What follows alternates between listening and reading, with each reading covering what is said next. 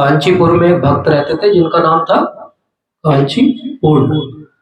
और वो शूद्र परिवार में जन्मे थे, लेकिन भगवान की इतनी अच्छी सेवा करते थे। वो भगवान को चंवर डुलाया करते थे, पंखा करते थे, और इतना अच्छा पंखा करते थे कि भगवान उनकी सेवा से प्रसन्न हो गए तो उनकी भगवान से बातचीत होती थी।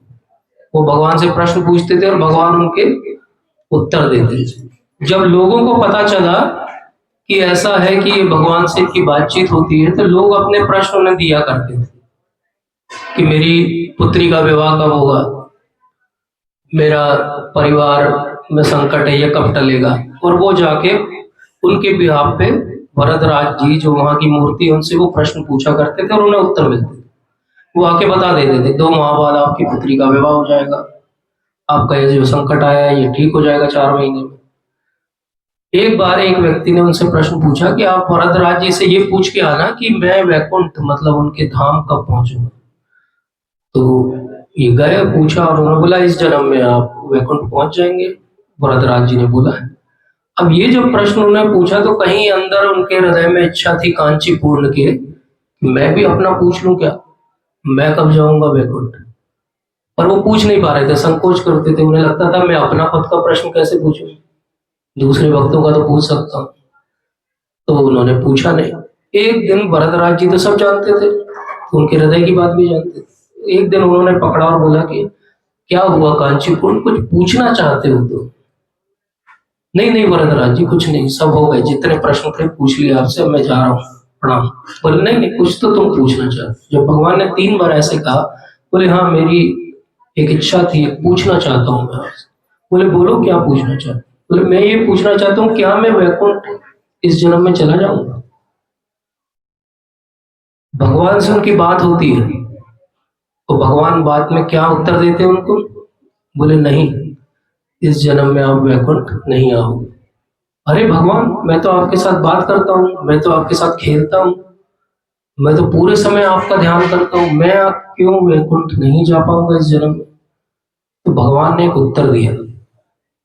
वो उत्तर मैं इस सत्र के सबसे अंत में बताऊंगा, लेकिन इस पूरे सत्र में हम समझेंगे कि वो उत्तर क्या है, और अंत में हम कंक्लूड करेंगे कि क्यों हम में से बहुत सारे भक्त इस जन्म में वैकुंठ या भगवान के धाम नहीं जा पाएंगे, क्या वो कमी है। ये बहुत महत्वपूर्ण प्रश्न है। किस किस को लगता है प्रश्न महत्वपूर्ण है, हाथ ऊपर करिए। अच्छा, किस किस को लगता है कि हम बंधे हुए हैं, तो किस किस को लगता है हम फ्री हैं, हमारे हाथ फ्री हैं, कोई बांध के तो नहीं रखा। क्योंकि कुछ लोगों ने हाथ ऊपर नहीं उठाया, मैं उनके लिए पूछ रहा हूँ कि क्या बंधे हुए तो नहीं उनके हाथ। तो मैं फिर से प्रश्न पूछता हूँ, ये प्रश्न महत्वपूर्ण है क्या कि इस जन्म के अंत में हम भगवान के धाम जाएंगे कि नहीं जाएंगे। किस किस के लिए महत्वपूर्ण है, अभी भी कुछ हाथ नहीं उठे। सच में बंधे हुए हाथ, क्यों बंधे हुए उसको देखते हैं। ये जो सत्र हो रहा है इसका पूरा श्रेय जो है वो हमारे प्रभु जी को जाता है। पवित्र नरहरि प्रभु जी से मैंने पूछा कि क्या टॉपिक ले, तो प्रभु जी ने कहा कि आप वो लीजिए जो हमारे लिए आवश्यक हो भक्ति के लिए। तो हम जो आज का टॉपिक लेंगे वो एज यूजुअल भगवत गीता से ही लेंगे। भगवत गीता का एक बहुत अच्छा श्लोक है, उससे समझेंगे कि क्यों ऐसा होता है कि हम सब कुछ करेंगे जीवन में, हो सकता है भगवान साक्षात दर्शन भी दे दें, हम उनके साथ खेलने लगे, नृत्य करने लगे, उनसे बातचीत होने लगे, फिर भी हम भगवान के धाम इस जन्म में नहीं जा पाएंगे। क्यों ऐसा होगा समझते हैं। 14वें अध्याय 14 चैप्टर का 26 माम च यो व्यभिचारेण भक्ति योगेन सेवते सगुणान् समतीत्येतान् ब्रह्म भूयाय कल्पते। जो समस्त परिस्थितियों में अविचलित भाव से पूर्ण भक्ति में प्रवृत्त होता है वह तुरंत ही प्रकृति के गुणों को लांघ जाता है और इस प्रकार ब्रह्म के स्तर तक पहुंच जाता है। भगवान ने यहाँ पर कहा माम च यो अव्यभिचारेण भक्ति योगेन सेवते। अव्यभिचारी रूप से भगवान की जो भक्ति करता है, जो भगवान की सेवा करता है, वो तीनों गुणों के पार चला जाता है और वो भगवान को उस स्तर तक समझ पाता है जहां से समझने के बाद भगवान के धाम जाना संभव होता है। तो भगवान ने स्पेसिफिक क्या बताया हमें कि हर परिस्थिति में अविचलित भाव से पूर्ण भक्ति। ये जो अंडरस्टैंडिंग है, हर परिस्थिति में अविचलित भाव से पूर्ण रूपेण भक्ति को क्या कहा जाता है? अव्यभिचारेण भक्ति कहा जाता है। अभी टेक्निकल टर्म है अव्यभिचारेण।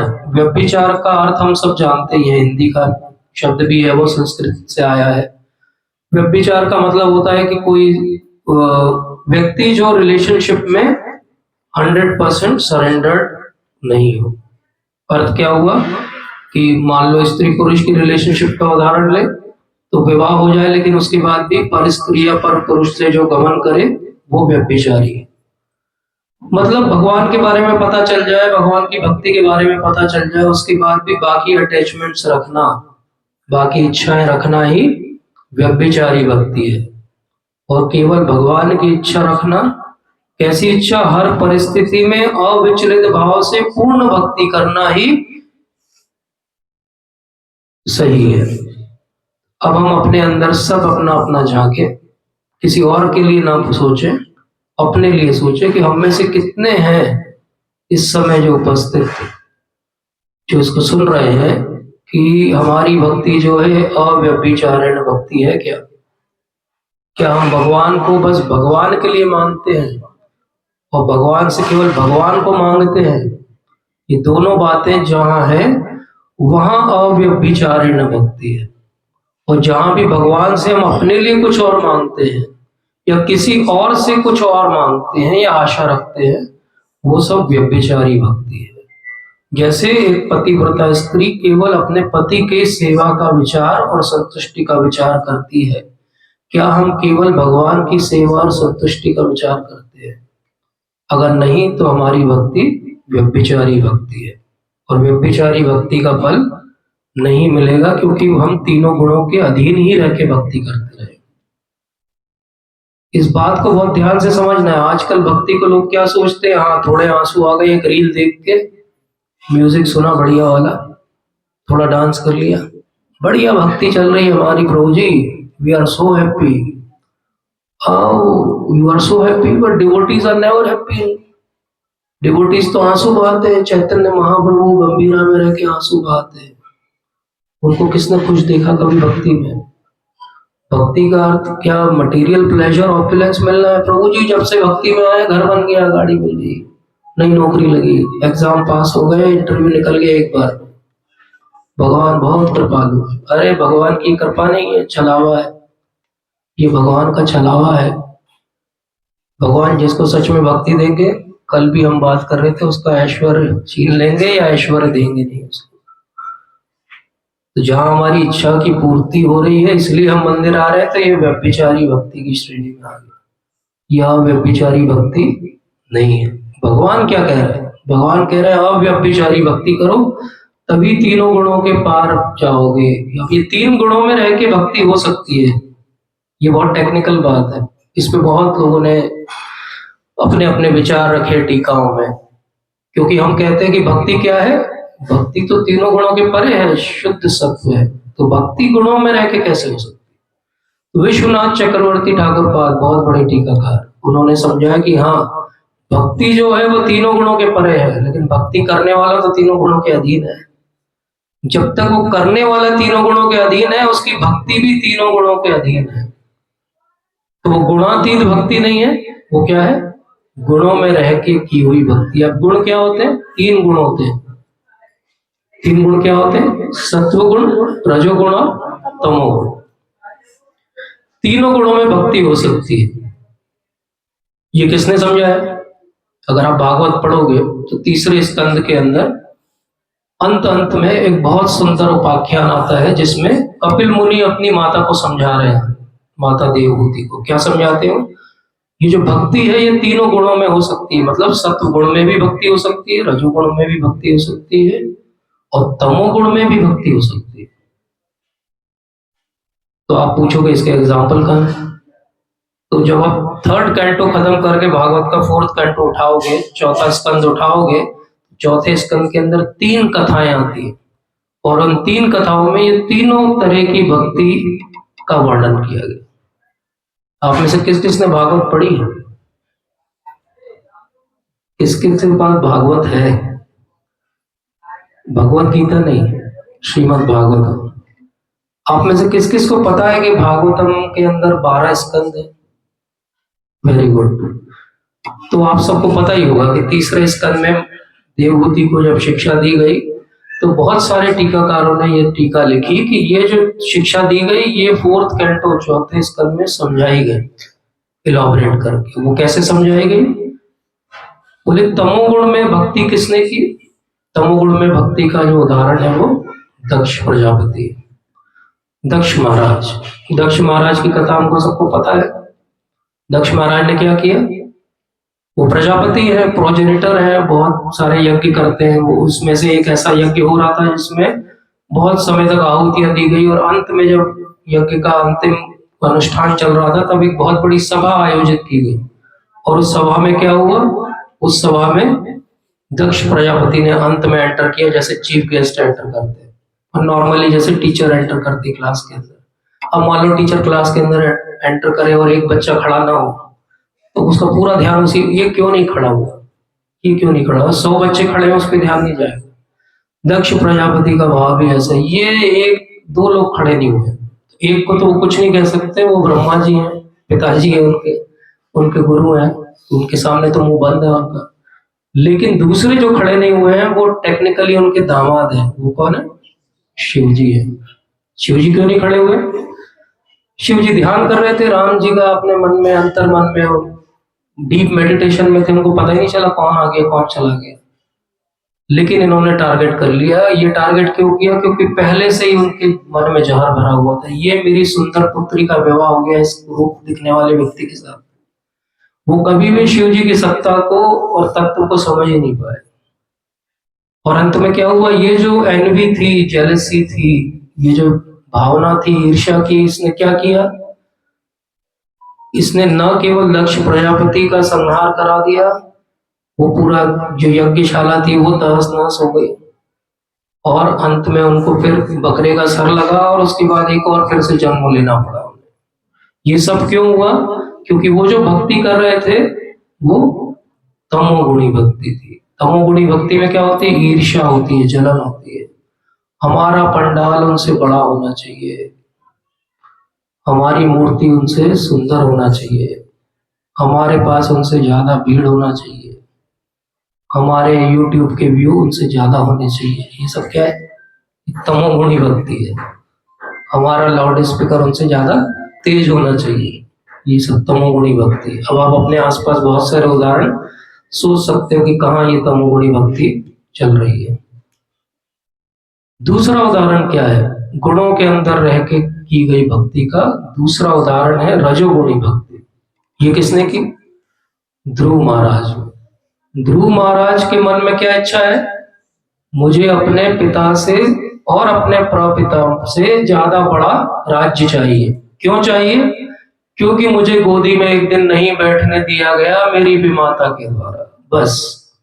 और वो सोच के वो 5 वर्ष का बालक जंगल में चला जाता। तो कौन मिलता है उसे रास्ते में? नारद मुनि। नारद मुनि उन्हें शिक्षा देते, अरे ये तो छोटा मोटा काम चलता रहता है फैमिली में, वापस चले जाओ, छोटे से बच्चे हो, घर पे रहो, खेलो कूदो, तुम्हारे अभी टॉयज से खेलने की उम्र है, तुम्हारे लिए स्पेशल कार दिलवा देंगे, जाओ घर। बोले नहीं, आप अगर मुझे ये चीज में हेल्प कर सकते हो तो खड़े रहो मेरे सामने, नहीं तो साइड में हटो। ये कैसी भक्ति है? रजोगुणी भक्ति है। मेरी इच्छा, चॉइस मेरी होगी, डिसीजन मैं लूंगा, आप उस डिसीजन को फैसिलिटेट करो तो मैं आपकी भक्ति करूंगा। आप मुझे तरीका बताओ कैसे ये चीज मिलेगी, चीज तो मुझे यही चाहिए। ऑब्जेक्ट और ऑब्जेक्टिव, ये 2 चीजें अंग्रेजी में शब्द है, एक ऑब्जेक्ट और एक ऑब्जेक्टिव। एक जो वस्तु हमें अंत में पाना है और एक तरीका जिससे वो चीज मिलेगी। दोनों जो है वो कैसे होने चाहिए? वस्तु मैंने तय कर ली है, रास्ता आप बताओ भगवान, लेकिन चाहिए यही। इससे अगर 19-20 भी आप दोगे तो फिर वो भक्ति मैं आपकी नहीं करूंगा। तो ध्रुव महाराज ने भक्ति की, भगवान को भी प्रसन्न किया, भगवान आए, उन्होंने दर्शन भी दिए उनको, लेकिन क्या कहा, ये राज्य जब आपके पिता चले जाएंगे आपका है, आप बहुत हजारों साल तक इस पे राज करो, उसके बाद हमेशा के लिए आप ध्रुव लोक में रहो, और आपकी विमाता और आपके जो ब्रदर हैं उनके साथ जो आपका वैमनस्य हुआ, तो ये दोनों जो है बहुत जल्दी मृत्यु को प्राप्त हो जाएंगे। ये बोल के भगवान चले गए। क्यों? क्योंकि उनकी इच्छा यही सुनने की थी। उस पूरे नरेशन में कहीं भी भगवान ने शुद्ध भक्ति की चर्चा नहीं की उनसे, क्योंकि वो शुद्ध भक्ति के अधिकारी उस समय नहीं थे। तो ये कैसी भक्ति हो गई? ये रजोगुण की भक्ति हो गई। तमोगुण की भक्ति किसने की? दक्ष प्रजापति। रजोगुण की भक्ति किसने की? सत्व गुण की भक्ति किसने की? तो 4th कैंटो में ही उदाहरण आता है पृथु महाराज। पृथु महाराज पूरे संसार के राजा बन गए और वो बहुत सारे अश्वमेध यज्ञ कर रहे हैं, और नॉर्मली 100 अश्वमेध यज्ञ जो कर लेता है वो इंद्र बन जाता है। तो 99 अश्वमेध यज्ञ खत्म हो गए, 100th अश्वमेध यज्ञ में टसल चल रही है। इंद्र हर बार उनके घोड़े को चुरा लेते हैं, और हर बार वो अलग अलग रूप धर के आते हैं। हर बार वो एक कोई साधु का रूप धर के आते हैं, कोई स्पेशल ड्रेस पहन के आते हैं जिससे वो घोड़े को चुरा के ले जाते हैं, और हर बार वो ड्रेस को कोई ना कोई लोग संस्था जो है अडॉप्ट कर लेती है। ये जितने सारे अब संप्रदाय हैं, ये इंद्र के वो जो छलावा उसने किया पृथु महाराज के साथ, वहीं से चालू हुआ है। सबके प्रेसेप्टर और फाउंडिंग आचार्य जो है वो इंद्र महाराज हैं। और फिर क्या हुआ? भगवान को इंटरवीन करना पड़ा, भगवान को, पृथु महाराज को, ब्रह्मा जी को, नारद जी को, सबको इंटरवीन करना पड़ा कि ठीक है पृथु आप ऐसा करो, ये 99th भी रोक दो आपका काम। अब सोचो आप पूरी बिल्डिंग बना लो, आखिरी का रंग रोगन होना हो, और कोई आपको आके कहे कि ये जीवन भर की जमा पूंजी से जो आपने घर बनाया इसमें मत रहो, तो आप में से कौन तैयार होगा इसके लिए? 99 अश्वमेध यज्ञ करना कितना कठिन काम है। एक और कर लेते वो इंद्र बन जाते, लेकिन भगवान के कहने पे उन्होंने वो छोड़ दिया। मतलब जो आप बोलो भगवान वो मैं करूंगा। ये कौन सी भक्ति है? सत्वगुणी भक्ति है। ध्रुव महाराज ने क्या कहा? मैं जो बोल रहा हूं वो आप रास्ता बताओ। दक्ष प्रजापति ने क्या कहा? मुझे आपसे कोई मतलब ही नहीं, मुझे तो बहुत ईर्ष्या है आपसे। और पृथु महाराज ने क्या कहा? जो आप कह रहे हो वो होगा। जब ऐसा हो गया तो भगवान ने पृथु महाराज को भी दर्शन दिए। पृथु महाराज को दर्शन देके भगवान ने क्या कहा? जब आप भागवत का वो सेक्शन पढ़ोगे तो वहां पे इंद्र को लेकर आए भगवान साथ में, बोले ये इनको आप क्षमा कर दो। बोले हाँ ठीक है, मैं क्षमा कर देता हूँ। ध्रुव महाराज को भगवान ने क्या कहा था उनके सामने आके कि आपकी विमाता आग में जल के मरेगी।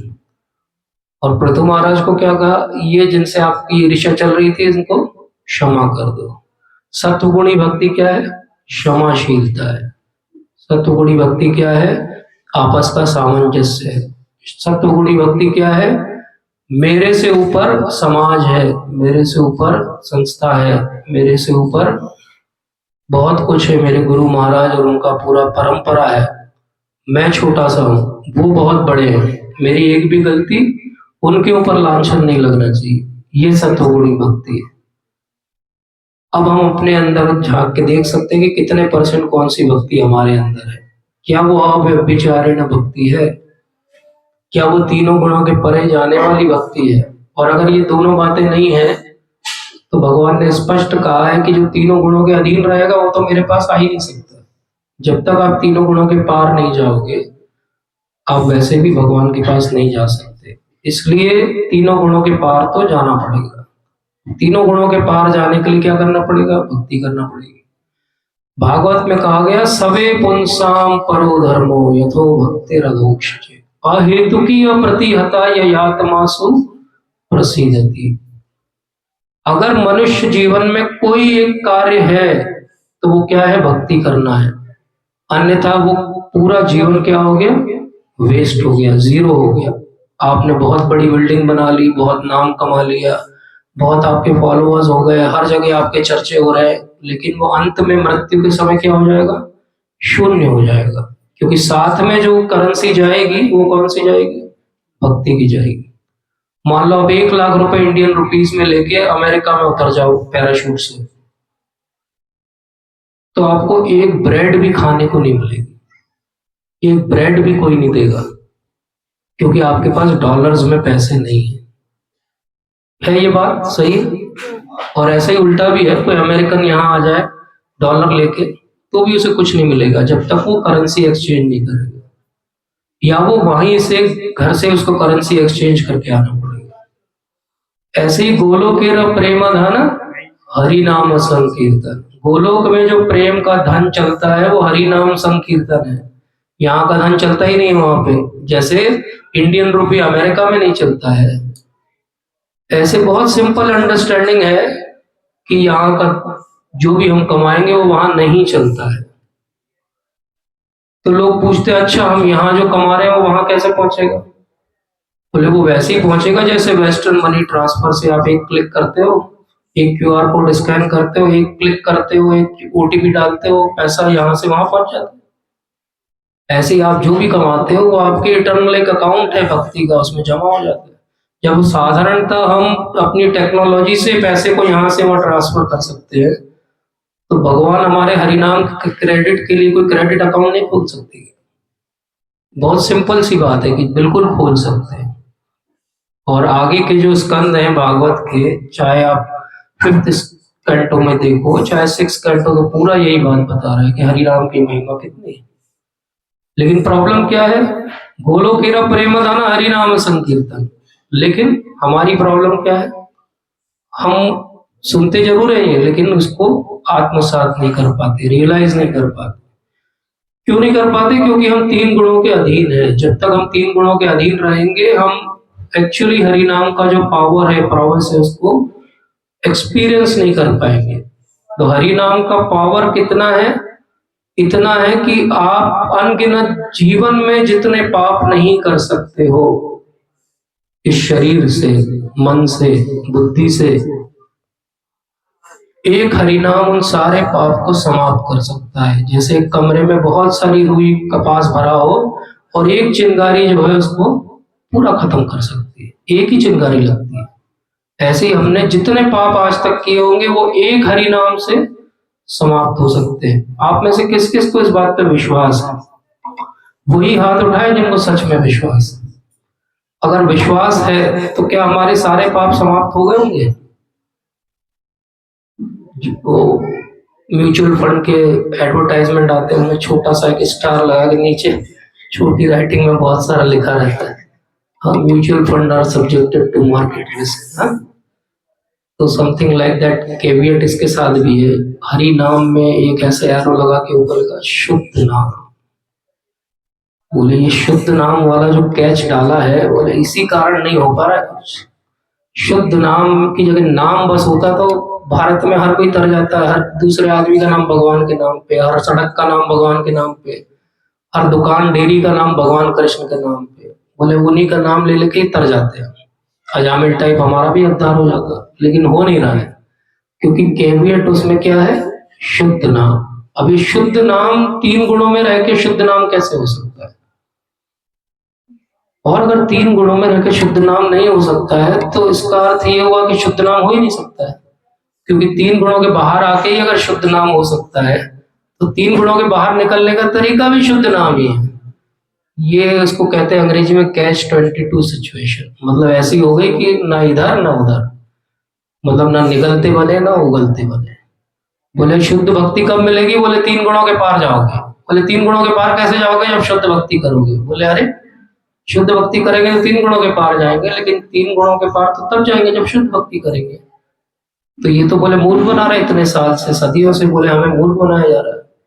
हरि नाम की अननेसेसरी जो है वो इम्पोर्टेंस दी गई। ये तो एडवर्टाइजमेंट टाइप का हो गया कि दिख कुछ रहा है और मिल कुछ रहा है, स्क्रीन सेवर टाइप का हो गया।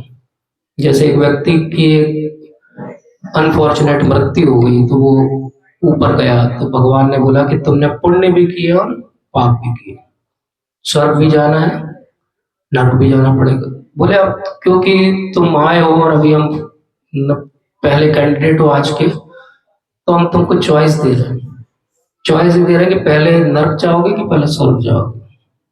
बोले पहले देख लो, पहले मैं देख लेता हूँ फिर डिसाइड करूँ। बोले ठीक है। उन्होंने बुलाया यमदूत को, ये ले जाओ इनको, दोनों चीज दिखा के आ जाओ, लेट हिम डिसाइड। तो स्वर्ग में गए तो सब ऐसे चुपचाप बैठे ऐसे लेक्चर सुन रहे थे। बोला बड़ा बोरिंग काम है तो। फिर वो गए नर्क में। नर्क में देखा सब लोग डांस कर रहे हैं, बढ़िया म्यूजिक चल रहा है, बर्थडे पार्टी है, और एक ऐसा पुल बना हुआ है और एक नाले टाइप का, नदी टाइप का बह रहा है। बोले बहुत अच्छी जगह। बोले वापस आ गए। यमराज ने पूछा कहाँ जाओगे, पहले स्वर्ग जाओगे? बोले नर्क बढ़िया अट्रैक्टिव लग रहा है, नर्क ही जाओ। बोले ठीक है चले। नर्क भेज देते हैं उनको। जैसे ही वो नर्क में पहुंचने वाले रहते, बोले पार्टी चल रही, पार्टी जल्दी भेजो मुझे, पार्टी आई विल एंजॉय। जैसे ही वो पहुंचते हैं बोलते हैं okay breakup time over, now put your mouth into that नाला। बोले हम बीच बीच में ऐसे थोड़ा सा ब्रेक देते हैं इनको, 3 घंटे की शिफ्ट रहती, 3 घंटे मुंह जो है नाले में डुबा के रखना है, और 5 मिनट के लिए हम उनको डांस कराते हैं ताकि वो अगले 3 घंटे और मुंह जो है वो डुबा के रखे। तो बोले ये तो मैं फंस गया। बोले हाँ इसी को एडवर्टाइजिंग कहते हैं। बोले अभी हमने कैंपेन नीचे वालों से सीख के ही चालू की। तो ऐसे ही हाल हमारा भी है कि हमको किसी ने बोल दिया हरि नाम में बहुत शक्ति है, हमने मान लिया, नाम जप करने लगे, बट जीवन में कुछ बदलाव तो हो नहीं रहा है। बोले फंसा दिया। अब न यहाँ के रहे ना वहां के, क्योंकि एंजॉय करने जाते हैं तो भगवान की याद आती है, तो चैंटिंग करते हैं तो एंजॉयमेंट की याद आती है। ये तो बड़ी डिफिकल्ट सिचुएशन है। तो सच्चाई क्या है एक्चुअली, इसका टेक्निकल आंसर क्या है? अगर 3 गुणों से बाहर निकलना है तो शुद्ध भक्ति करना है, लेकिन शुद्ध भक्ति किए बिना 3 गुणों से बाहर नहीं आ सकते।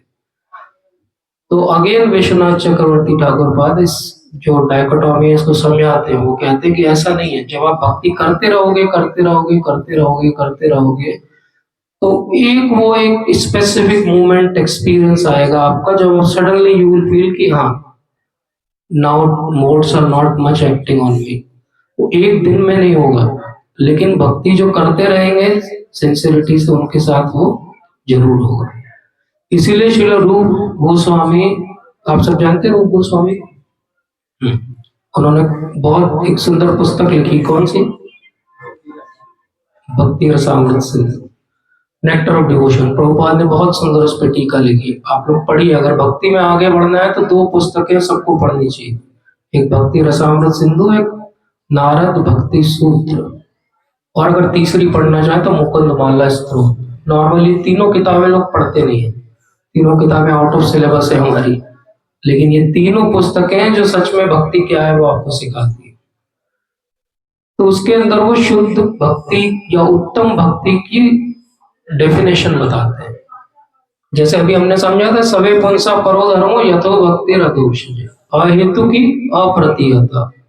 भक्ति कैसी होनी चाहिए? अहेतु की होना चाहिए, हेतु नहीं होना चाहिए। जब हेतु होगा भक्ति में तो क्या हो जाएगा? व्यभिचारिणी भक्ति हो जाएगी। अहेतु की, अप्रतिहता भक्ति होना चाहिए। अप्रतिहता मतलब कंटिन्यूअस भक्ति होना चाहिए, ब्रेक नहीं होना चाहिए। वो ऐसे जैसे कभी आप गोवर्धन गए हो तो लोग अलग अलग प्रकार से गोवर्धन जी की परिक्रमा करते हैं। उनमें से एक प्रकार गोवर्धन जी की परिक्रमा का है जिसमें वो एक मटका लेते हैं, उसमें छोटा सा छेद करते हैं और दूध भर लेते हैं, और वो धार गिरती रहती है और उसके साथ वो परिक्रमा करते हैं, जब खाली होता है फिर भर लेते हैं। वो जो धार एक सी गिर रही है, ऐसी भक्ति होना चाहिए, अनब्रेक, बिना ब्रेक के साथ भक्ति होना चाहिए। तो अहेतु की अप्रतिहता, जब ऐसी अहेतु की अप्रतिहता अव्यभिचारिणी भक्ति होती है, 3 चीजें हो गई। अव्यभिचारिणी मतलब केवल भक्ति के लिए भक्ति, किसी और के लिए नहीं। अब आजकल तो बहुत कॉमन नहीं है, पुराने जमाने में लोग ज्ञानी हुआ करते थे, अब तो गूगल जो है वो ज्ञानी है। तो ज्ञानी लोग क्या करते थे? ज्ञानी लोग भी भक्ति करते थे, लेकिन उनका एंड पॉइंट ज्ञान था, भक्ति नहीं थी। तो इसलिए उसको क्या कहते थे? उसको ये कहते थे कि ये गुणों के अधीन की हुई भक्ति है, क्योंकि उनका एंड पॉइंट उनको ज्ञान चाहिए, ना कि भक्ति चाहिए। जब भी आपके जीवन में 50% से ज्यादा भक्ति है और बाकी चीजें 50% से कम है, ये टेक्निकल बात है, मतलब आप अव्यभिचारिणी भक्ति की तरफ जा रहे हैं, मतलब आप गुणों से बाहर जा रहे हैं। जब भी आपके जीवन में 50% से कम है भक्ति, मतलब आपकी नैया अभी बहुत डामाडोल है, भक्ति बहुत अभी वीक फाउंडेशंस पे है। स्ट्रॉन्ग फाउंडेशन कब होगी? जब 50% से ज्यादा जीवन में आपकी भक्ति का अंग होना चाहिए। अब इसका अर्थ क्या हुआ? इसको अगर हम टाइम के जोन के हिसाब से समझें तो 24 घंटे होते हैं। 24 घंटे में से मान लो 10 घंटे आपके यहाँ वहां निकल गए, 14 घंटे निकाल देते हैं, चलो 10 घंटे बचे अगर आपके पास, तो उस 10 घंटे में से कम 5 घंटे आपकी भक्ति से संबंधित कार्य होने चाहिए। अगर वो 5 घंटे से कम है भक्ति से संबंधित कार्य, तो भक्ति अभी बहुत इनिशियल स्टेज में है। 50% से ज्यादा टाइम आपका भक्ति में जाना चाहिए, चाहे पढ़ने में जाए, चाहे नाम जप में जाए, चाहे बुक डिस्ट्रीब्यूशन में जाए, चाहे विक्रम की सेवा करने में जाए, लेकिन 50% आपके जीवन का समय, तभी तो हम एक दिन 100% भी कर पाएंगे। एम तो हमारा 100% है, लेकिन कम से कम अगर हमें इस जीवन में कुछ सांत्वना चाहिए अपने अंदर कि हाँ मैं ठीक चल रहा हूँ, तो 50% तो होना चाहिए। 50% ये हमारी जो आचार्य टीकाकार है उनका मत है, मेरा मत नहीं है, कि मेरा बनाया हुआ फॉर्मूला नहीं है। उनका कहना है कि गुणाभूत भक्ति होती है।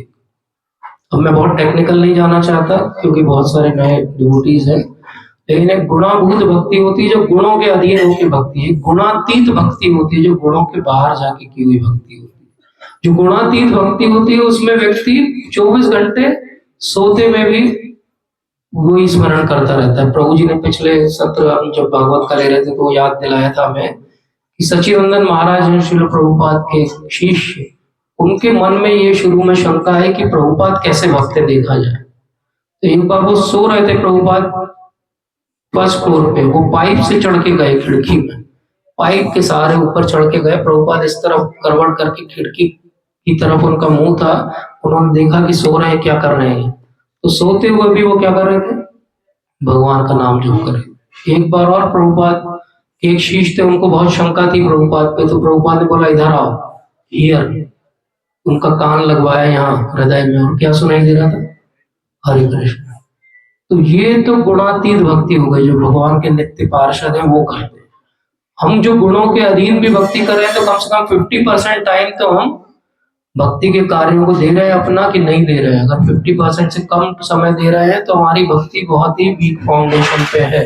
इसको लिख लीजिए, याद कर लीजिए, ध्यान में रखिए। इसलिए रूप गोस्वामी क्या कहते हैं कि क्लेश अग्नि शुभदा मोक्ष लघु कृता। अब इसमें से जो क्लेश अग्नि और शुभदा है, ये दो क्वालिटीज है जो साधन भक्ति की क्वालिटीज।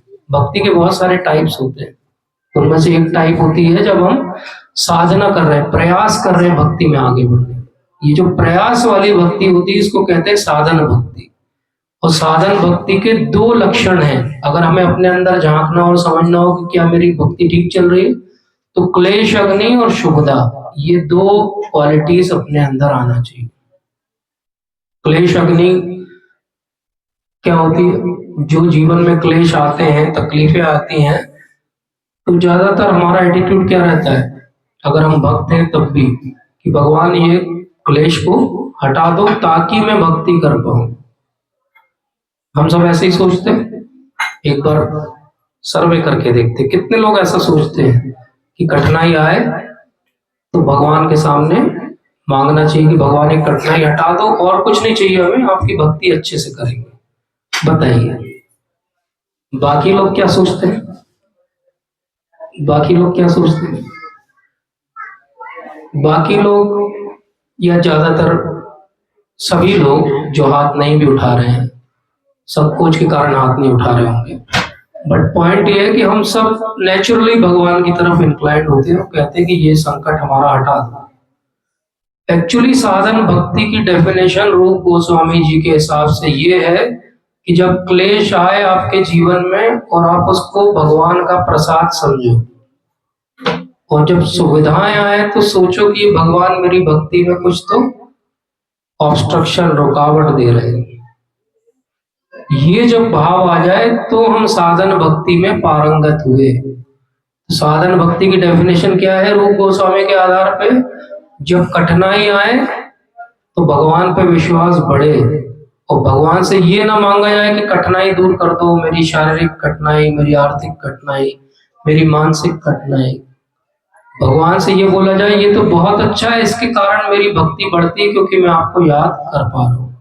और ये भाव कुंती महारानी की प्रार्थना है, पहला स्कंद भागवत पढ़िए कभी। वो मांगती है भगवान से कि ऐसी कठिनाई आती रहे। कुंती महारानी ने क्या क्या कठिनाई नहीं देखी। एक इतने बड़े राजघराने में विवाह हो जाए किसी का और उसके बाद उसको जंगल में भटकना पड़े, पुत्रों के ऊपर रोज प्राणों का संकट हो और पुत्र वधू का भरी सभा में अपमान हो जाए, और उसके बाद भी वो क्या कह रहे हैं कि ऐसी विपत्ति हमारे ऊपर देते रहिए भगवान, क्योंकि इससे हमें आपका ध्यान बना रहता है। ये उत्तम भक्ति है। तो अव्यभिचारिणी भक्ति साधन भक्ति के स्तर पे क्या है? क्लेश अग्नि, क्लेश की अग्नि समाप्त हो जाए। शुभदा, शुभदा मतलब जब कोई शुभ भी कार्य हो तो हम ये सोचे कि हाँ मेरी भक्ति बढ़ेगी अगर इससे, तो ठीक है मेरे जीवन में। अगर मेरी भक्ति इससे कम होती है तो मैं वो कार्य को भी एक्सेप्ट नहीं करूंगा या करूंगी। मतलब हमारा एम क्या है? भक्ति बढ़ाना है, न कि जीवन में सुख सुविधाओं को एकत्र करना। ये जो भाव है इस भाव को कहते हैं शुभदा। जब उत्तम भक्ति आएगी जीवन में साधना के स्तर पे भी, तो ये दो बातें हमारे जीवन में होनी चाहिए। हमारा सोच, कॉन्सेप्ट, थिंकिंग पैटर्न ऐसा होना चाहिए। क्या ऐसा हो रहा है? अगर ऐसा हो रहा है तो उत्तम भक्ति है, तो अव्यभिचारिणी भक्ति है। अन्यथा क्या होगा? जब क्लेश आया बोले भगवान ये क्लेश हटाओ ताकि मैं चैंटिंग कर पाऊं। होना क्या चाहिए? क्लेश आया, अरे और अच्छे से होगी, नाम जब और अच्छा होगा। ये अंतर है, ये दोनों बात का बहुत गहरा अंतर है। इसको बहुत मनन करना चाहिए, केवल श्रवण नहीं करना चाहिए। कई बार हम श्रवण बहुत करते हैं, आजकल श्रवण का बहुत अच्छा फैशन चल रहा है। पूरे टाइम लोग कान में लगा के कुछ कुछ सुनते रहते हैं, दिन में 4-4, 6-6 लेक्चर निपटा देते हैं। बोले बहुत खूब सुन रहे हैं, खूब सुनते हैं, लेकिन श्रवण के बाद क्या होना चाहिए? मनन होना चाहिए। कम सुनो लेकिन उस पर सोचो। एक श्लोक पढ़ो लेकिन दिन भर उस पर सोचो। सोचना ज्यादा जरूरी है। सुनने बहुत से कुछ नहीं होने वाला, सुनने से कुछ भी नहीं होने वाला बदलाव, जब तक हम उस पर मनन नहीं करेंगे। मनन हम कहाँ करते हैं? लोग इतना सुन लेते हैं कि उनको अगर शाम को आप पूछो क्या क्या सुन लिया आज, तो उनको टॉपिक भी याद नहीं रहता, कंटेंट तो बहुत दूर की बात है। ये हालत है हमारी, क्योंकि सुनना बहुत सुलभ है आजकल। पहले सुनने के लिए सीडी लाओ, कैसेट लाओ, श्री श्री राधा रमन जी की जय। अब आजकल बहुत सरल है, बोले मोबाइल है, हर दिन लाइव कुछ ना कुछ अपलोड होता रहता है, बिल्कुल ताजा ताजा सुनते हैं। लेकिन केवल सुनते हैं, सुनना इधर पे ही रह जाता है। हमको क्या करना चाहिए? सुनने के बाद उस पर मनन करना चाहिए, लेकिन मनन के स्तर पे भी नहीं रुकना चाहिए। हमारे आचार्यगण समझाते हैं कि मनन का स्तर भी बहुत सुपरफिशियल है, उसके ऊपर का स्तर होता है निधि ध्यासन। निधि ध्यासन मतलब जीवन में उसको उतारना, जीवन में उसको उतारना। तो हमने एक फ्रेज सुना, एक लाइन की बात करता हूं मैं बस सिंपल। जीवेर स्वरूप होय कृष्णेर नित्य दास। सबने सुना है, जीव का स्वरूप है भगवान का नित्य दास होना। सुन लिया? कितने लोगों ने इस पे मनन किया कि नहीं सच में मेरा स्वरूप भगवान का सेवक होना है? ये कितने लोगों ने सोचा? और कितने लोगों ने अपने जीवन में अपने कार्यों के द्वारा उसको दर्शाया है कि नहीं मेरा स्वरूप सच में भगवान का दास होना है? ये 3 स्तर हो गए बात को समझने के। सुन लिया, याद कर लिया, सुना दिया, ताली बज गई, लिख दिया, नंबर मिल गए, लेकिन जब उसको जीवन में उपयोग करने की बारी आई तो अंदर हमारा अहंकार इतना है कि नहीं मैं स्वामी हूं, मैं घर का स्वामी हूं, मैं समाज का बहुत प्रतिष्ठित व्यक्ति हूँ, मैं इस राष्ट्र का बहुत महत्वपूर्ण पुरुष हूँ, ये भाव कहाँ आया कि मैं भगवान का सेवक हूँ। और अगर ये भाव नहीं आया तो वो श्रवण के स्तर पे हो गया, वो तोते जैसा हो गया। जैसे हम सब ने वो बचपन में कहानी सुनी है कि एक ऋषि रहते हैं, उनको चिड़ियाएं बोलती हैं कि ये शिकारी आता है और हमको जाल बिछा के पकड़ के ले जाता है। तो उनको बड़ा करुणा रहती है, ऋषि है वो, तो बोलते हैं मैं तुमको एक मंत्र देता हूँ, इससे तुम्हारा सब कल्याण हो। बोले बताइए क्या? बोले ये याद रखना, शिकारी आएगा, जाल बिछाएगा, जाल में फंसना नहीं। बोले इससे क्या, बस इसको बोले याद करो, रिपीट करो, वो रोज बोलते रहा करो पूरे समय जब जंगल में रहते। बोले ठीक है। उन्होंने पूरी टोली को इतने सिखा दिया, शिकारी आएगा, जाल बिछाएगा, दाना डालेगा, फंसना नहीं। शिकारी आएगा, जाल बिछाएगा, दाना डाल, फंस गए। ऐसी माया आएगी, जाल बिछाएगी, फंसना नहीं, प्रभुपाद कह रहे। लेकिन हम तो फंस जाते हैं। माया कैसे आती है हमारे जीवन में? मोबाइल, शॉर्ट्स, यूट्यूब, कोई ऐसी सिचुएशन जिसमें हमें क्रोध आ जाए, कोई ऐसी सिचुएशन जो हमारी वासना को जगा दे। ये सब क्या है? शिकारी आया, जाल बिछाया, हमें तो पता था नहीं फंसना, लेकिन फंस गए। क्यों? क्योंकि हमने श्रवण बस किया था, जैसे हम चिड़ियाओं ने श्रवण किया। अगर वो उसका कॉन्सेप्ट समझते, अरे मंत्र का कॉन्सेप्ट है क्या? बोले मंत्र का कॉन्सेप्ट ये है कि शिकारी आएगा, ऐसे जाल बिछाएगा तो नहीं चुगना है वो दाना। लेकिन माया स्मार्ट है, माया के पास हमारे पुराने पूरे रिकॉर्ड है, कहाँ कहाँ फंसते हैं ये। हर बार वो वहीं पे बटन दबाती। बोले ये आदमी बहुत स्मार्ट बन रहा है, डिवोटी बन रहा है, ले वो ये बटन दबाया। अब देखे माया, फंस गए। वो दाना डाला, फिर फंस गए। बोले ये अरे इतने साल की तपस्या समाप्त हो गई, मंदिर में रहते थे ये, 2 क्षण में इनका पूरा चरित्रहीन हो गए। ये कैसे हो गए? वो दाना डाला, रिपीट तो वो बहुत कर रहे थे, हरे राम राम राम हरे हरे। क्या कह रहे थे? हरे राम, भगवान मैं आपका दास हूँ, बस केवल आपका दास हूँ। माया ने बोला अच्छा तुम भगवान के दास हो? माया के दास नहीं हो। माया को एक फ्री का सर्वेंट मिला हुआ है हमारी, अनपेड सर्वेंट, स्लेव। हजारों जीवनों से हम माया की सेवा में लगे हुए हैं। अब सोचो आपके घर में अगर ऐसा नौकर मिल जाए आपको, जिसको तनख्वाह ना देना पड़े और 24 घंटे आपके लिए काम करता हो, और वो एक दिन आपके पास आके बोले मालिक मैं जा रहा हूँ कल से, तो आप सारे प्रयास करोगे अरे फ्री का नौकर चला ना जाए, क्या करें, इसको पकड़ के रखें। जैसे ही हम भक्ति में आते हैं, माया देवी देखती है अरे ये फ्री का नौकर जा रहा है मेरा, हजारों जन्म का नौकर है, सिखाया है इसको, इतना ट्रेन किया हुआ है। तो माया सारे जाल बिछाती है और सारे दाने डालती है। अब उसमें जो नहीं फंसता है वो अव्यभिचारेण भक्ति करता है, और जो फंस जाता है वो समाप्त हो जाता है। माया कैसे कैसे फंसाती है? माया कई तरीके से, कभी प्रलोभन के रूप में फंसाती है, कभी वो संकट दे के फंसाती है, कभी वो तकलीफें सिचुएशंस बना के फंसाती है। इसीलिए क्या कहा गया? क्लेश अग्नि शुभदा मोक्ष लघु कृता। क्यों कहा गया? क्योंकि वो क्लेश अग्नि अगर माया के द्वारा दी गई और हम अगर उस पर रिएक्ट करेंगे तो हम क्या कर रहे हैं? वो दाने को चुगने जा रहे हैं, हम जाल में फंस जाएंगे। और अगर उस क्लेश पे हम रिएक्ट नहीं कर रहे हैं तो हम क्या दिखा रहे हैं? कि हम इन 3 गुणों के अधीन नहीं है। भगवान जब यहाँ पे कहते हैं माम चयो अव्यभिचारेण भक्ति योगे न सेवते। अब आपको मैं बहुत महत्वपूर्ण बात बताता हूँ। भक्ति योग शब्द जो है पूरी भगवत गीता में भगवान ने एक ही बार बोला है, और वो कहाँ बोला है? इस एक श्लोक में बोला है बस। तो ये श्लोक कितना महत्वपूर्ण होगा हमारे लिए। तो भगवान ने क्या कहा? भक्ति योग के द्वारा जो मेरी सेवा करता है वो ही इन 3 गुणों के बाहर जा सकता है, कोई और जा ही नहीं सकता। क्योंकि जो भक्ति योग के रूप में सेवा करता है भगवान की, वो इन माया के 3 गुणों के प्रलोभन में नहीं फंसता है। ये 3 गुण जो सत्वगुण, रजोगुण, तमोगुण है, ये हमको रस्सियों की तरह बांध के रखे। तो कोई कहेगा प्रभु जी कहीं रस्सी नहीं, आई एम फ्री। बिल्कुल, मैं तो फ्री हूँ, जहां जो चाहूँ कर सकता हूँ, फ्री सिटीजन हूँ भारत का।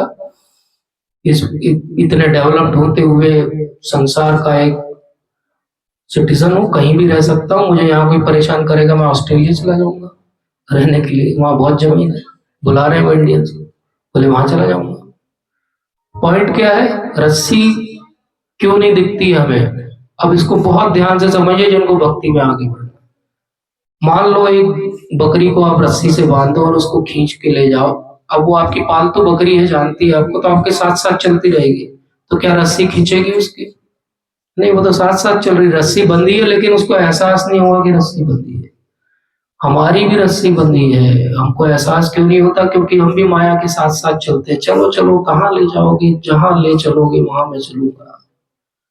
माया से बोलते हैं, भगवान से नहीं बोलते। इसलिए भगवान की बजाय हम माया के साथ साथ चलते हैं, बोलते हैं सर कहीं रस्सी नहीं दिख रही, कोई खींच नहीं रहा हमको। क्योंकि आप तो साथ चल रहे हो, आपको कहाँ से रस्सी? हाँ, जिस दिन वो बकरी को वहां कुछ खाने को दिखेगा, वो खाना चाहेगी, आप इधर खींचोगे, उस दिन उसको एहसास हो, अरे रस्सी बंधी है, मुझे तो खा ही नहीं सकती। जिस दिन आप माया से दूर जाना चाहोगे, भक्ति में लगना चाहोगे, उस दिन वो रस्सी का एहसास होगा, ये तो बहुत बुरी तरीके से बंधा हुआ हूं, मैं हिल भी नहीं सकता। मेरी कंडीशनिंग, संस्कार इतने गहरे हैं कि मैं कुछ नहीं कर पा रहा हूं। क्या भक्ति कर रहा हूं मैं, क्या सुन रहा हूं, क्या मतलब ये सब करने का? दिखावा है। जिस दिन आप माया से दूर भागोगे, उस दिन वो रस्सी तीनों गुणों की खींचेगी आपकी। जो कंफर्टेबली भक्ति कर रहे हैं उनकी रस्सी कभी नहीं खींचेगी, वो किसी और रस्सी से कहीं और खींचेंगे बाद में। पॉइंट क्या है? पॉइंट ये है कि रस्सी हमें दिखती नहीं है, इनविजिबल है, लेकिन वो है। जैसे कठपुतली का डांस देखा आपने? अब कोई अगर उस केवल फ्रेम को देखेगा तो उसको लगेगा अरे ये तो अपने आप जो है पुतली नाच रही है। लेकिन जो थोड़ा सा ऊपर देखेगा उसको क्या दिखाई देगा? अरे ये तो कोई रस्सियों से नचा रहा है उसको। हमको भी लगता है हम हर काम इंडिपेंडेंटली करते हैं, हमारी स्वतंत्र निर्णय होते हैं जीवन में। मैं कैटेगोरिकली आज कह रहा हूं, आज तक आपने जीवन में एक भी निर्णय स्वतंत्रता से नहीं लिया है। हर बार निर्णय कंडीशनिंग से लिए है। आप एक सिंपल सा जो नूडल्स भी घर पे बनाते हो ना, तो वो बहुत एडवर्टाइजमेंट आपके सिर पे डाला गया है, इसलिए आप वही खरीद के लाते हो। आप जो सुबह उठते पहला टूथपेस्ट करते हो ना, वो भी फ्रीडम नहीं है आपकी, वो भी आपको कोई दे रहा है, दिमाग में भर रहा है। आप जो भी जीवन में सोचते हो, आप सोचते हो इसको वोट देंगे, इसको नहीं देंगे, सब आपका हाईजेक किया हुआ सिस्टम। आप कोई भी निर्णय इंडिपेंडेंटली नहीं ले पाए आज तक जीवन में। एक ही निर्णय है जो इंडिपेंडेंटली लिया जाता है, भक्ति करना है कि नहीं करना है, बस। इसके अलावा सारे जो निर्णय है वो परतंत्रता में लिए हुए हैं। देश स्वतंत्र है, लेकिन हम तीन गुणों में बंधे हुए हैं। पार्टीज बदल जाएंगी, राष्ट्रपति प्रधानमंत्री बदल जाएंगे, लेकिन आपकी रस्सियां खोलने वाला केवल एक ही व्यक्ति है। एक ही हमारे श्रील प्रभुपाद हैं जो ये तीन गुणों की रस्सी को खोलना जानते हैं। अगर आप उनके अनुगत्य हो जाओगे तो रस्सी आपकी खुल जाएगी और आप सच में इंडिपेंडेंट हो जाओगे। सच में आप अपना सच्चिदानंद जो स्वरूप है उसका अनुभव कर पाओगे। माम चायो अव्यभिचारेण भक्ति योगेन सेवते। सेवा करनी पड़ेगी। प्रॉब्लम क्या है? सुन लेते हैं हम लेकिन सेवा नहीं करते। तत्विधि प्रणिपातेन परिप्रश्नेन सेवया। गुरु के पास जाए तो तीन बात करनी चाहिए। प्रणिपात, प्रणाम करना चाहिए। परिप्रश्न, अपने जो जिज्ञासा है पूछनी चाहिए विनम्र होकर, और सेवा करनी चाहिए। ये तीनों बातें होंगी तब वो ट्रायंगल बनेगा भक्ति का। तो जैसे इस तरफ तीन गुण हैं, रजोगुण, तमोगुण, सत्वगुण, ऐसे इस तरफ क्या है? भगवान है, भक्त है और भक्ति है। ये तीन को छोड़ के ये तीन को पकड़ना है। यही एक्चुअली ट्रांजिशन है। ये तीन गुणों की रस्सी से छूटना है। हमें एक नई रस्सी चाहिए भक्तों की, हम उनके हिसाब से कठपुतली बन के नाचेंगे। प्रभुपाद जब अमेरिका गए तो जब वो बोस्टन हार्बर पे पहुंचे हैं, उनको किसी को अमेरिका में नहीं जानते हैं, उनको ये नहीं पता कि आगे क्या होगा, क्या वो प्रचार कर भी पाएंगे, अपने गुरु के आदेश का पालन हो भी पाएगा। तो वो बोस्टन हार्बर पे जब वो शिप के अंदर बैठे तब अपनी डायरी में एक कविता लिखते हैं, जलदूत डायरी कहते हैं उसको, और उसके अंदर एक कविता लिखते हैं। वो क्या कहते हैं, भगवान को अंत में क्या प्रार्थना कर रहे हैं, वो कह रहे हैं कि हे भगवान, मुझे आप अपनी कठपुतली बना दो। कोई तो कारण होगा, आप मुझे इस घोर नर्क में अमेरिका में लेकर आए हो, मुझे नहीं पता आप क्या कराना चाहते हो, लेकिन मैं आपकी कठपुतली हूँ, आपको जैसे नचाना है नचाओ। तो हम माया की कठपुतली न बन के रहें, हम भगवान की भक्तों की कठपुतली बने। तो हमने कांचीपूर्ण की कथा सुनी थी, वो कहाँ पे जाके रुक गई थी कि वो भगवान से बात करते हैं, सारा आदान प्रदान करते हैं, लेकिन जब वो पूछते हैं भगवान से कि भगवान क्या मैं वैकुंठ आ जाऊंगा इसी जन्म में, तो भगवान कहते हैं नहीं, पॉसिबल नहीं है।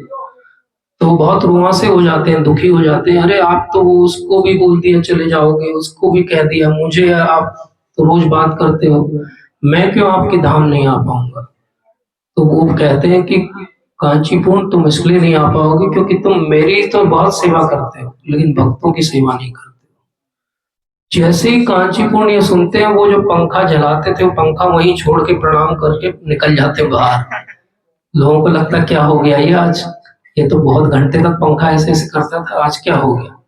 अब वो जाते हैं, बोले भगवान ने बोला है, वरदराज जी ने बोला है कि भक्तों की सेवा से ही वैकुंठ मिलेगा, इसलिए मैं भक्तों की सेवा करना चाहता हूँ, आपकी क्या सेवा करूं। अब कांचीपुर जो यमुनाचार्य है, उनके जो पहले 5 शिष्य हैं उनमें से एक है। मतलब यमुनाचार्य कौन है, रामानुजाचार्य के गुरु। रामानुजाचार्य जो श्री संप्रदाय के संस्थापक आचार्य है, उनके 5 मुख्य शिष्यों में से एक है कांचीपुर। मतलब इतने हाई पेडेस्टल पे हैं, तो कौन उनसे सेवा कराएगा। सब उनको इनकार कर देते हैं, मना कर देते हैं, नहीं नहीं आप तो बहुत महान हो, सीधे वरदराज से बात होती है आपकी, हम क्या आपकी सेवा करा के नरक थोड़ी जाएंगे। सब मना कर देते, बहुत दुखी हो जाते हैं। शाम तक ही इज वेरी डिस्पोर्टेंट कि what I will do with this my life, should I end it, because anyways I am not going anywhere. Then he has a thought कि should I disguise myself, क्या मैं अपने आप का स्वरूप बदल लूं, शायद उससे हो जाए कुछ। तो वो अपना जो उनका सन्यास का वस्त्र था वो छोड़ के व्हाइट ड्रेस पहन लेते, और व्हाइट ड्रेस पहन के वो एक उनके ही गुरु भाई थे, उनके वहां ऐसा मुंह ढक के जाते हैं, और उनको पता चलता है कि उनकी गौशाला में कुछ सेवा की आवश्यकता है, तो वो गौशाला में चुपचाप सबसे दूर रह के, गौशाला गांव के कोने में थी, वहां चुपचाप अपनी सेवा करते रहते। 6 महीने हो जाते उनको इस तरह सेवा करते हुए। कोई आश्चर्य करते, कौन आदमी आया है नया, किसी से बात नहीं करता, मिलता नहीं, कुछ बोलता नहीं, बट उनको लगता काम तो ठीक करता है, करने दो उसको, सैलरी देते रहो। 6 महीने के अंतराल पे ऐसा होता है कि एक बार खूब बारिश होती है, इतनी बारिश होती है कि इनकी जो ड्रेस थी वो पूरी भीग जाती, तो एक छोटी सी कुटिया में उनको रहने का स्थान दिया हुआ था गौशाला के पास में। तो वहां जाते हैं, वो अपनी ड्रेस चेंज, अब एक ही ड्रेस थी उनके पास, तो वो जो सन्यास वाले वस्त्र थे वो पहन लेते हैं जब तक ये सूखेंगे तब तक। ये जो उनके सो कॉल्ड गुरु भाई और मालिक थे, ये उधर से निकल रहे होते, वो देखते ये कौन सन्यासी इस कुटिया में, अंदर जाते तो पहचान लेते, अरे कांचीपुर, इतने 6 महीने से तुम सेवा कर रहे थे यहाँ पे गौशाला। बोले हाँ, वो भरतराज जी ने कहा था कि किसी वैष्णव की जब तक सेवा नहीं होगी वो मुझे धाम नहीं बुलाएंगे, इसलिए मैं सेवा कर रहा था। बोले अरे अब मेरा क्या होगा। बोले अब वो भरतराज जी से पूछ के मैं बताऊंगा तुम्हारा क्या होगा। लेकिन वो कह रहे थे अब मैं पहचान गया हूं, मैं तुमको अलाउ नहीं करूंगा। बोलते ठीक है। वो जाते हैं, सब लोग देखते हैं, अरे 6 महीने बाद वापस कांचीपुर आ गए, क्या हुआ, 6 महीने कहाँ रहे। तो वो जैसे ही अंदर जाते हैं, वो प्रिसिंक्ट्स में पहुंचते हैं, टेम्पल के जस्ट कोर्टयार्ड में पहुंचते हैं, और उधर से वरदराज जी भागते हुए आ रहे, वो विग्रह स्वरूप में भागते हुए आते हैं और उनको गले लगा लेते हैं कि कांचीपुर अब तुम वैकुंठ जाओगे, अब तुम जरूर वैकुंठ जाओगे, क्योंकि तुम भक्तों का महत्व समझ गए।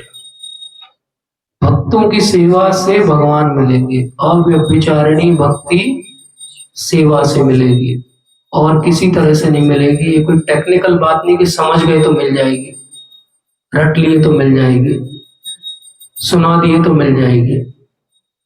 करेंगे तो मिलेगी। अव्यभिचारिणी भक्ति भगवान के भक्तों की सेवा से मिलेगी। अब भगवान के भक्त कई प्रकार के होते हैं, कभी हम किसी सत्र में समझेंगे कि कौन से वो भक्त हैं जिनकी सेवा से अव्यभिचारिणी भक्ति मिलती है। भगवान के भक्तों की भी उत्तम, कनिष्ठ और मध्यम, ऐसे तीन जो है श्रेणियां हैं। उत्तम भक्त हमारे गुरु वर्ग और शिल प्रभुपाद और उनके अनुगत्य जो भी है वो उत्तम भक्त की श्रेणी में आते हैं। मध्यम भक्त वो है जो उनके अनुगत्य में होके उनकी सहायता कर रहे हैं। और कनिष्ठ भक्त और उसके भी नीचे जैसे हम सब लोग हैं, हम सब लोग एस्पायर कर रहे हैं कि कभी हम उनके अनुगत्य में आएंगे, उनकी बात को सुनेंगे, मानेंगे। तो उत्तम भक्त क्या करते हैं? उत्तम भक्त सबको समभाव से देखते हैं, एक साथ देखते हैं। इसलिए वो तो ये देखते हैं कि हर कोई वैष्णव है, क्योंकि वो समदर्शी हैं और सबको वैष्णव के रूप में देखते हैं। इसलिए वो, आप कब किसी को प्रचार करोगे? जब आप ये जानोगे कि यार इसको नहीं पता है। अगर आप ये समझोगे कि सभी भक्त हैं तो आप प्रचार कार्य नहीं कर पाओगे। उत्तम भक्त अपने आप वॉलेंटरली मध्यम श्रेणी में उतरते हैं नीचे अपनी कॉन्शियसनेस में, और तब वो प्रचार करते हैं। तो उन उत्तम भक्तों की जो मध्यम श्रेणी में आके प्रचार कार्य कर रहे हैं, उनकी सेवा करने से भगवान की अहेतु की अप्रतिहता अव्यभिचारिणी भक्ति प्राप्त होती है। यह शास्त्र की वाणी है। तो इसका अर्थ क्या हुआ? ऐसे उत्तम भक्त को आप ढूंढो और उनके शरणागत हो जाओ, उनसे दीक्षा ले लो, उनके आधार पे चलो, वो जो कहे वैसा अपना जीवन यापन करो, और फिर भगवान कहेंगे कि हाँ तुम इसी जन्म में मेरे पास आ सकते हो। तो हमने आज क्या समझा? अगर हम समराइज करें तो भगवान ने हमें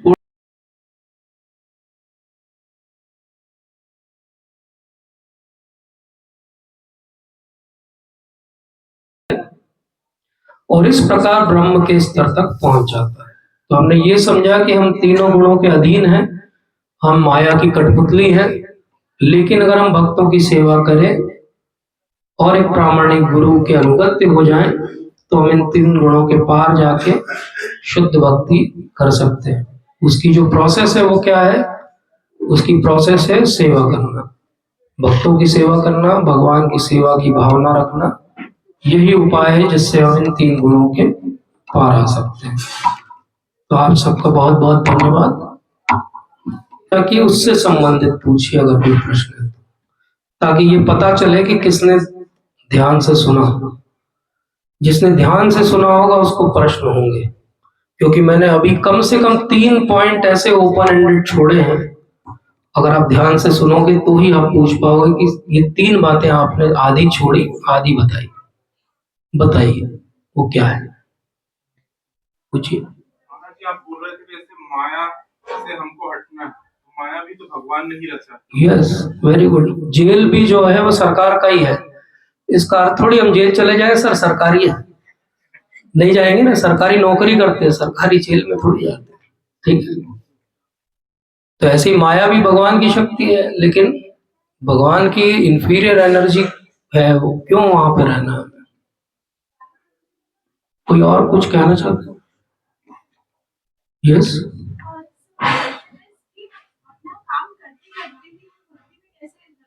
यस, वेरी नाइस। जैसे अर्जुन तीर चलाते चलाते भी भगवान की भक्ति कर रहे हैं। अर्जुन एक शुद्ध भक्त है। अर्जुन को फर्स्ट चैप्टर में यही कंफ्यूजन है कि मैं क्या करूं।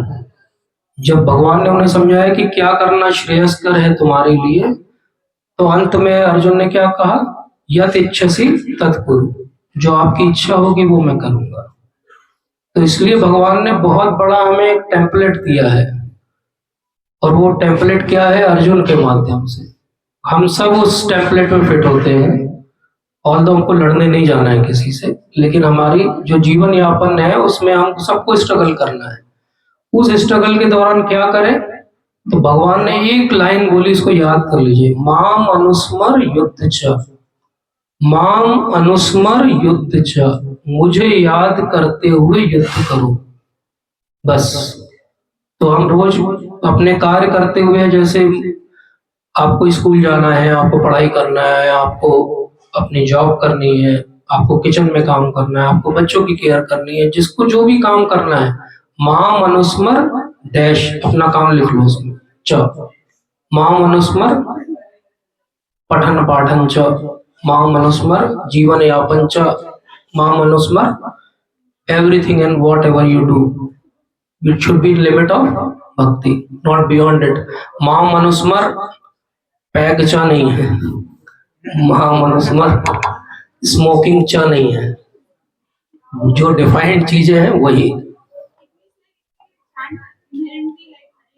हरे Krishna, yes that will be very nice.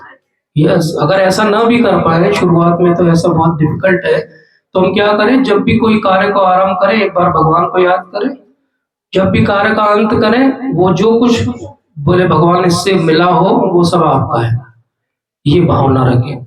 अगर इतना भी ना कर पाए तो रोज जब सुबह उठे तो ये सोचे कि दिन भर जो भी मैं करूंगा वो आपके लिए करूंगा भगवान, और अंत में सोते समय फिर याद कर ले भगवान को कि जो कुछ आज किया वो आपके लिए।